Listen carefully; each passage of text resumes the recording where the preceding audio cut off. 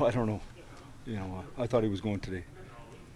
What makes you hesitate, Mike? Just the fact of the importance Me? of these games and just. It didn't made me. Nothing made me hesitate. That wasn't my decision. Is Samuelson Cleared to play. will they play tonight or? No, that's my decision. So no changes. To get him back at this point for Tuesday. Well, I mean, you know, I don't know the answer to that. I mean, like I watched guys who were out of the lineup all year long and played against us the other night for Phoenix and were no good at all. So, you know, unless you're up to speed, I don't know how you jump in the NHL schedule. You see guys in this training camp, it takes them 6 weeks to get going. So I don't know at this timeline. That's where the guys got to make that decision. Any changes on D? There's no changes. The same people. Let's talk about just some of the keys when we're playing a team that played last night. Well, right at the start, taking advantage early. Yeah, I mean, we want to get started on time. And saying that, you know, I think playing back-to-backs early in the year, I think it's hard. I think once you get playing, I don't think it's as big a deal, to be honest with you. You know, it's an important game for us. We're very aware of that.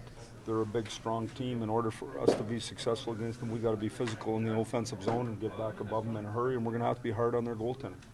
Are they kind of the example that people always say just get into playoffs and anything can happen? Well, they really kind of showed that what can happen last year. Well, I guess, but I mean, you know, I think the part we forget is going into the year last year, they were picked to be one of the best teams, and it didn't go good. So you don't win at the end without talent. Don't ever kid yourself. They had a great team. They had real good size, great depth, really moved the puck on the back end.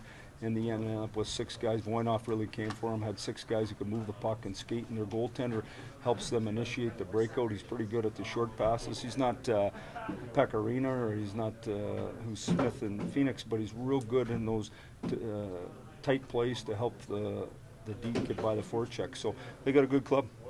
Mike, what have you been seeing as you scoreboard watch the teams around you? Well, I mean, I watched last night. The game I watched, obviously, was the LA game, and then I saw that San Jose beat Mini. I don't even know what's going on in the East, to be honest with you. I like watching Boston, so I'll tune in to them once in a while. But other than that, you know, just focused on the teams around us. Mike, for a guy like Todd Bertuzzi, who's missed so much time, and coming in at this point in the season, he's this close to returning, what's the biggest challenge for him? Well, I don't know, but he's coming off the ice here in a few minutes, so I'd ask him.